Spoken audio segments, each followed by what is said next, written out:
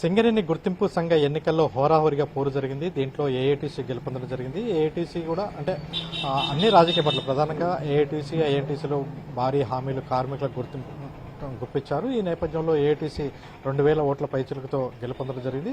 గతంలో కూడా ఇప్పుడు 7 సార్లు ఎన్నికలు జరిగితే 4 సార్లు ఏఐటీసీ గెలుపొందడం జరిగింది. దీనికి సంబంధించి మన ముందు సిపిఐ నేత అంటే కొత్తగూడెం ఎమ్మెల్యే, అదేవిధంగా సిపిఐ సీనియర్ నేత కోనేని సాంబశివరావు మన ముందున్నారు. మీరు చెప్పండి, మీరు అంటే సింగరేణి ఎన్నికల్లో గెలిచారు, అయితే ఇప్పుడు ప్రధానంగా ప్రైవేటీకరణ అనేది ముందుకు వస్తున్న పరిస్థితి, దీన్ని మీరు ఎలా అడ్డుకోగలుగుతారు?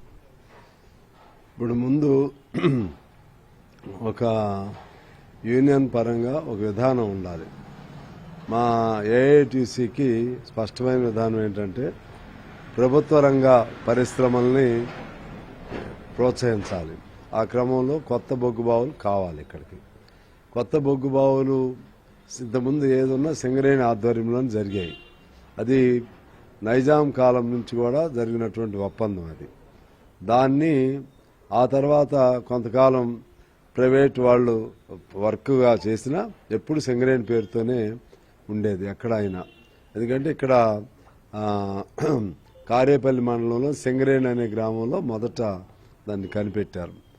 ఆ తర్వాత ఇందిరాగాంధీ గారు దేశంలో మొత్తం ప్రైవేట్ రంగంలో ఉన్న బొగ్గుబావుల్ని అటు కోల్ ఇండియాలో కానీ అటు జార్ఖండ్ ఇటువంటి చోట అన్నిటినీ ప్రభుత్వీకరణ చేసింది.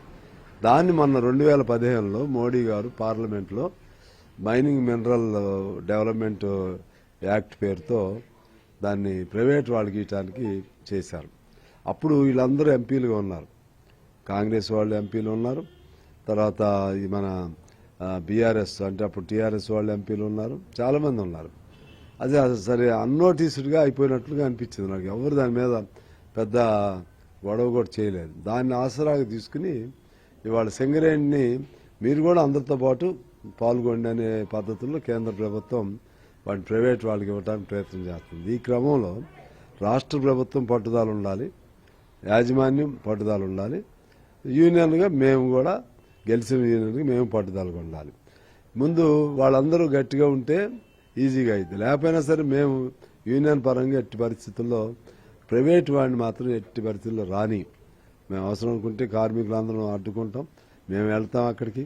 అది ఎటువంటి ప్రాబ్లం వచ్చినా సరే దాన్ని అడ్డుకుంటాం. మా కర్తవ్యం ఏంటంటే ఇప్పుడు సింగరేణి ఇంకా 15 ఏళ్ల కంటే కూడా మిగలదు ఇప్పుడున్న దాని లైఫ్ టైం తీసుకుంటే. మా మైండ్స్ అన్ని ఒక్కొక్కటి హరించుకుపోతున్నాయి.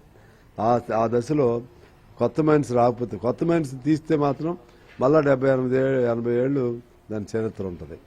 అలా కాకుండా ఈ పద్ధతుల్లో ఉంటే మాత్రం సింగరేణి బతకదు. ఎట్టి పరిస్థితుల్లో సింగరేణి మేము హామీ ఇచ్చాం, మొన్న సింగరేణి మేము కాపాడుతామని చెప్పి. మేము ప్రభుత్వం సహకారం ఉంటే మంచిది, లేకపోయినా సరే మేము పోరాటం ద్వారా మన సింగరేణి ప్రాంతంలో ఉన్న మైన్స్ సింగరేణి చేసే విధంగా మేము పోరాటం చేస్తాం. ప్రధానంగా అంటే మొన్నటి ఎన్నికల్లో ఐఎన్టీసీ, ఏఐటీసీ అంటే సిపిఐ, కాంగ్రెస్ కలిసి పోటీ చేశారు. ఈ ఎన్నికలకు వచ్చేసరికి మీరు విడివిడిగా పోటీ చేశారు. రేపు భవిష్యత్తులో అంటే ఎలా మీరు ప్రభుత్వాన్ని కలుపుకొని పోవడానికి ప్రయత్నం చేస్తారు? విభేదాలు కొనసాగుతాయా, కలిసిపోవడానికి ప్రయత్నం చేస్తారు? కాంగ్రెస్ సిపిఐ అనేది అక్కడ పొత్తులు. ఇక్కడ కార్మిక వర్గంలో ఎప్పుడు కార్మిక వర్గం ఇక్కడున్న విధానాలు, ఇక్కడ ఉన్నటువంటి పద్ధతులు, ఇక్కడ ఉన్న అంశాలపైనే పోటీలు చేస్తూ ఉంటాయి. దానికి దీనికి ప్రభావం ఉండదు. రెండోది ఏంటంటే ముందు కూడా గతంలో కూడా మీకు చెప్పాలంటే, గతంలో కాంగ్రెస్ పార్టీ అధికారంలో మేము అక్కడ పొత్తున్నా ఇక్కడ ఐఎన్టీసీ మేము కూడా పోటీ చేశాం. అలాగే టీడీపీతో పొత్తున్నా సరే టీఎన్టీసీ మేము కూడా పోటీ చేశాం. దానికే దీనికే ఉంటుంది.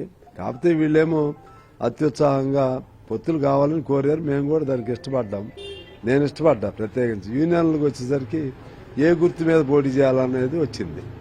ఏ గుర్తు అనేది వచ్చినప్పుడు మరి మాదేమో 84 ఏళ్ల చరిత్ర కలిగింది. అయ్యేమో వస్తూ ఉంటాయి, పోతూ ఉంటాయి ఆ యూనియన్లు. మేము చరిత్రను వదిలేసి అట్లా పెట్టుకోలేం కదా.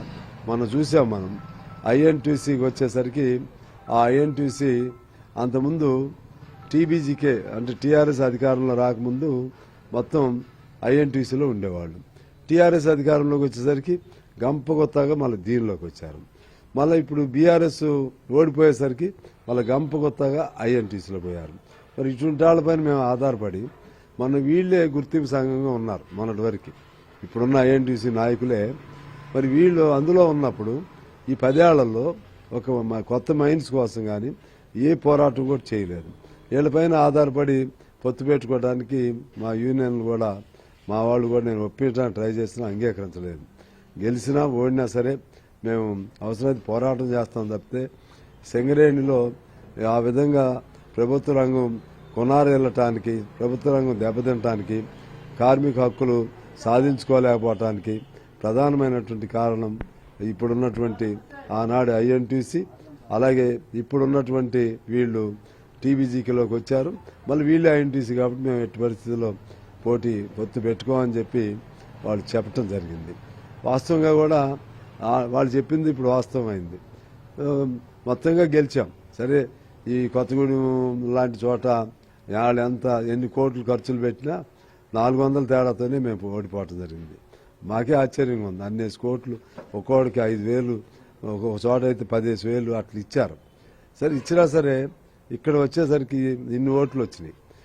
మొత్తంగా చూస్తే సింగరేణి కార్మికులు పోరాట చరిత్రని చాటుకున్నారు, మమ్మల్ని గెలిపించారు. కాబట్టి ఈ ఎన్నికలు వేరు, మళ్ళా రాజకీయ ఎన్నికలు వేరు. దానికే దీనికే ఉంటుంది, వాళ్ళకి కూడా తెలుసు. అది ప్రధానంగా 2 సార్లు టీబీజీకేస్ గెలుపొందింది ఎన్నికల్లో. అయితే ఈసారి కనీసం స్థాయిలో అంటే కొన్ని చోట్ల 1-2 ఓట్లు వచ్చిన పరిస్థితి ఉంది. ఈ నేపథ్యంలో టీబీజీకేస్ ఓట్లు క్రాస్ అయ్యి అంటారా? అది ఏఐటీసీకి క్రాస్ అయి ఉంటుందా, లేకపోతే ఏంటి పరిస్థితి? గత ఎన్నికల్లో మీకు 16,000 ఓట్లు వచ్చాయి. దీన్ని ఎలా చూడాలి? టీబీజీకే టోటల్గా ఐఎన్టీసీకి వెళ్ళిపోయారు. మాకు క్రాస్ అవుతే ఈ పరిస్థితి రాదు. ఐఎన్టీసీ నీకు ఎక్కడైతే ఇప్పుడు మణుగూరు లాంటి చోట వాళ్ళు కొంచెం ఫైట్ చేశారు, కొన్ని ఓట్లు పడ్డాయి. మిగిలిన చోట ఆ నాయకులందరూ వాళ్ళ నాయకులు మొత్తం నేను చెప్పా కదా, గంప కొత్త ఆడిపోయారు. ఆ నాయకులు వాళ్ళ అనుబంధమే. అంతకుముందు వాళ్ళు ఐఎన్టీసీలో ఉన్నప్పుడు వాళ్ళతో పాటు ఉండేవాళ్లే. అందువలన మాకు ఓట్లుగా వేయటానికి టీబీజీకే వాయిస్ ఇప్పుడు లేదు. వాళ్ళు చెప్పిన వాళ్ళ అనుబంధం లేరు. కాబట్టి మొత్తం నిజంగా కూడా టీబీజీకి బలంగా ఉంటే మాత్రం మేము అన్ని చోట్ల గెలిచేవాళ్ళం. టీబీజీకి నిలబడి ఉంటే వాళ్ళ ఓట్లన్నీ ఐఎన్టీసీకే వేశారు. ఇది కొన్ని సాంబశివరావు గారు చెప్తుంది. ప్రధానంగా ప్రైవేటీకరణ విషయంలో మేము వ్యతిరేకంగా పోరాటం చేస్తాం, కొనసాగిస్తాం. అదేవిధంగా అంటే రాజకీయ అంశాలకు వచ్చేసరికి కార్మికపరమైన రాజకీయ అంశాలు వేరు, అదేవిధంగా పొలిటికల్ రాజకీయ అంశాలు వేరు. ఈ నేపథ్యంలో టీబీజీకి సంబంధించిన నాయకత్వం అంతా కూడా ఐఎన్టీసీ వైపు పోయింది. వాళ్ళ ఓట్లు ఏఐటీసీకి క్రాస్ అయిన అనేది నిజం కాదు. ఇంకా ఆ సంస్థ బలంగా ఉంటే మాకు ఇంకా ఎక్కువగా ఓట్లు వచ్చాయి. కోట్లు కుమ్మరించినప్పటికీ మాకు బలమైన ఓట్లు, అంటే ఐఎన్టీసీ సంబంధించిన లీడర్లు కోట్లు కుమ్మరించినప్పటికీ మాకు బలమైన ఓట్లు వచ్చాయనేది సిపిఐ నాయకుడు కొత్తగూడెం ఎమ్మెల్యే కూననేని సాంబశివరావు చెప్తున్నారు. కెమెరా పర్సన్ పొద్దుతో భోపాల్, ఎన్టీవీ, కొత్తగూడెం నుంచి.